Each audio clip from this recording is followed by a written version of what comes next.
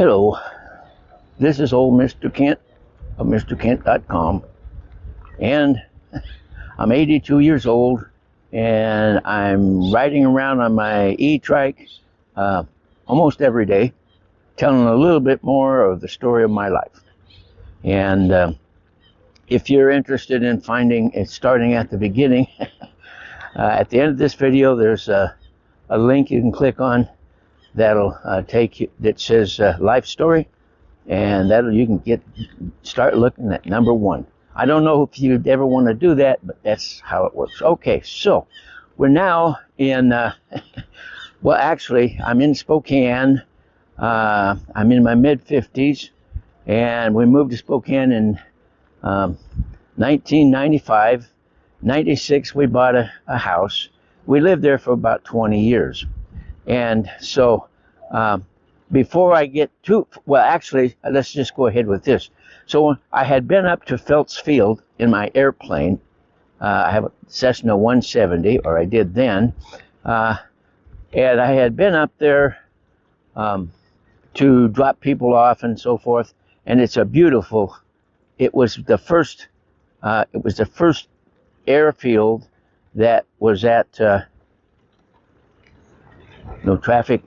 This is the first airfield that Spokane had, and it was started back when they had biplanes and stuff. And so all the buildings are old and red brick buildings, just really a really super nice place. And if you want old stuff, history stuff, but the large jets can't land there and take off. So the Spokane International Airport was created for modern day travel. Okay, so you got two airports up there. When I first moved to Spokane, I put my plane at Phelps Field because I'd been in there and rented a spot. And we moved up there in the fall, and so I didn't do much riding all winter long. And I had this when I came back, well, sometime later in the winter or early spring, my plane somebody had attempted to open the door, and there was I had this clamp that would go on the tail that would keep the rudder from wobbling back and forth in a windstorm, and that was gone. And so I decided, okay, I got to move it. Well, there's another field that's a private field. It doesn't mean you can't go there. It means it's privately owned. And so it's owned by an older couple. His name was Bud, and I can't remember her name. Really nice people. And so I moved my plane over there, and they had, I mean, it was all grass, and except for the runway. It was really, really nice. And so I'm just going to give you a quick history here. And so I kept it there until the next winter when we had a whole lot of snow. And when I was in Pasco, for instance, Pasco, Washington, they would plow the runway so that you could taxi out carefully and take off and land. But Bud didn't do that. So all winter long, my plane was snowed in. And from October, I think, until April, which is about 6 months. And so I couldn't fly my plane. So then I was not happy with that. So then when the weather was warm enough, and by the way, the grass was all soaked with mud and everything from the snow melt. And so as I taxied across the grass to get to the runway from where I had it tied down, the wheels were throwing mud up on the bottom side of my wings. And so anyway, but I did get it taken off, and then I flew over to the international airport and rented a spot to tie down there. It's got they had a lot more security. Cost more, but it was worth it. So anyway, let's see, what was I going to say? Oh, okay, so that worked okay, but it was really a long ways to get there from where I was, and so from where I lived. And so finally I decided, okay, I'm just going to move it back to Bud's Airport, and that's where I had it from then on, as long as I owned my plane. So anyway, that was just a little intro that I had to move my plane from one airport to another in order to be satisfied. So there. Now you know that. Okay. Well, let's back up a little bit because I don't think I've told you this story. I've told it so many times I can't remember who I've told it to, but I'm going to tell it to you. And if I've already told it and you've been following, a lot of traffic. This is not. I'm going down the sidewalk here. Anyway, what was I going to say? Who knows? So anyway, when we lived in Othello, and I had my plane at Basin City, which I've told you about earlier. I had a friend from California who was visiting, and he had to catch a plane at 8 o'clock in the morning on this particular day, and so and I'm going to cross the road and get out of the traffic here, and so I think it was at 8 o'clock, and so at 5 o'clock I called the tower at Spokane International because that's where I needed to take him. I called the tower and asked them what their weather was, and they said, well, it's VFR, marginal VFR, I guess it was. In other words, it's visual flight rules. So if you're just a regular pilot, you can fly. It's not illegal to fly. And so we got all ready and everything, and it was overcast there in Basin City. But the overcast was up quite a ways, so we took off, headed north towards Spokane. And I had my heading and everything because I had those charts and all that. So we're heading up there, and first of all, the thing we ran into is the overcast kept getting lower and lower. And so finally I had to find a hole somewhere to get up over the overcast, because we were committed. We couldn't stop and go back and drive up in the car. So I found a hole and I climbed up above the overcast, and that was good. And we could see, I got high enough I could see there was lots of holes in the overcast. So when we got up to Spokane, I should be able to drop through a hole. So we flew along, and then when I figured that we must have been about 20 miles from the Spokane International Airport, I thought, okay, I'm going to drop down through a hole, turn my radio on, and contact the tower and tell them we're coming in. Now, remember, earlier I had called them and gave them my call sign for my plane and all that. And so I find this hole, big hole. And so I pull the throttle back and I start dipping down in, and I look, and underneath is just a whole large piece of concrete. And I thought, oh no, we're over a big airport. And so I gave it full power and started climbing up over the clouds and turned my radio on. Well, they were calling me. Cessna 5528 Charlie. And so they had been watching me come in. And they were nice because they're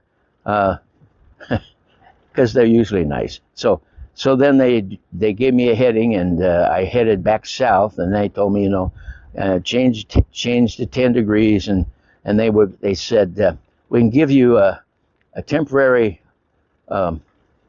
IFR, instant flight rules, to drop down because the overcast is not that thick. And I said, well, and about that time, some guy in another plane out east of Spokane, that's where the Spokane Valley is, and that's where Phelps Field is, he got on the radio and he said, I just flew over a great big hole in the clouds out here in the valley.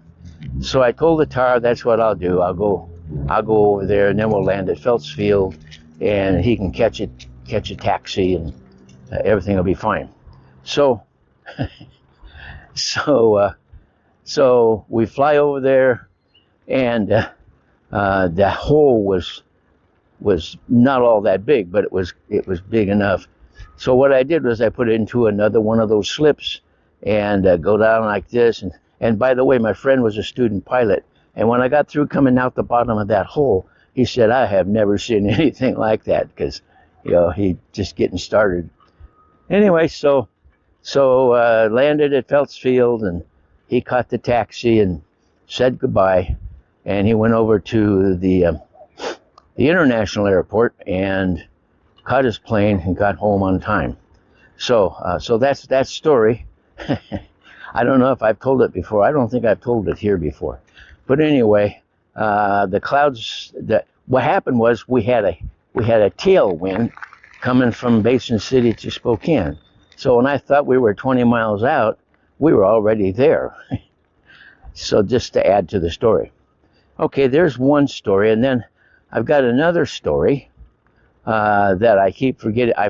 Keep forgetting to tell these stories. And this was after I got up to Spokane and was flying out of Spokane with my plane.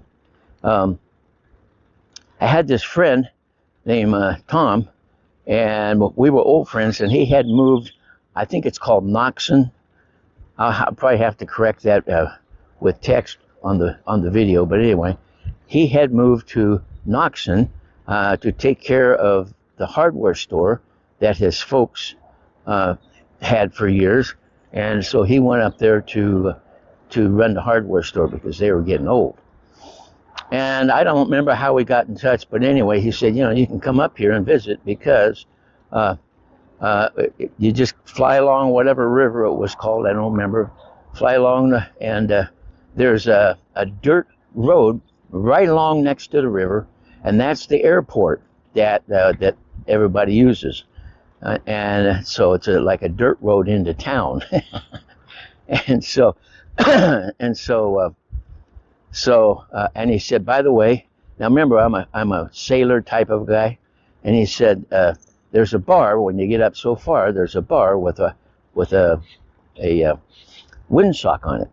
So I'm thinking there's a sandbar out in the middle of the river that's got a windsock on it that can help me know which way to land. And so let's see, we'll just go this way. And so, and he says, it's Joe's Bar. Well, so I didn't pay a whole lot of attention. So I take off and I fly out of Spokane and over to this river that comes out of the North Fork. Anyway, that's not important. But so I'm flying along this river. It's down in a valley, and I'm looking, as I go down the river, I'm looking for a sandbar with a windsock on it. And I'm looking, and I don't see any sandbars. And so I make a sharp turn because there's mountains on both sides of the river. And I make a sharp turn and come back the other way, and I could not find a sandbar that had a windsock on it. And so I decided, okay, well, I'm just going to land on that dirt. The dirt road was right there. And so I flew back and made sure that there was nobody traveling on it, and came in, landed on it. And then I had to push my plane off the road into the brush next to the road. And so that was kind of fun. That was okay.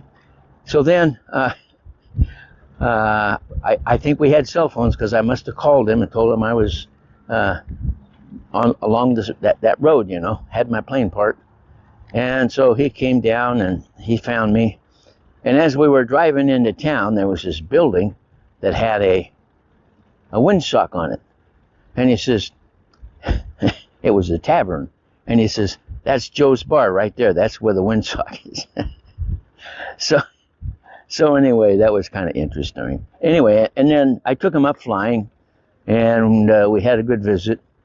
And then when it came time to leave, I had to fly. I guess I flew west out on, because I had landed to the east. So I flew west, and I'm going down this. I'm picking up speed, going along on this gravel road. I'm going faster and faster, and way down up the road, oh, I don't know, maybe half, 3/4 of a mile, here comes a dump truck making all kinds of dust, and he's coming toward me. And I don't know if he's got bad eyes or what, but he's just barreling along.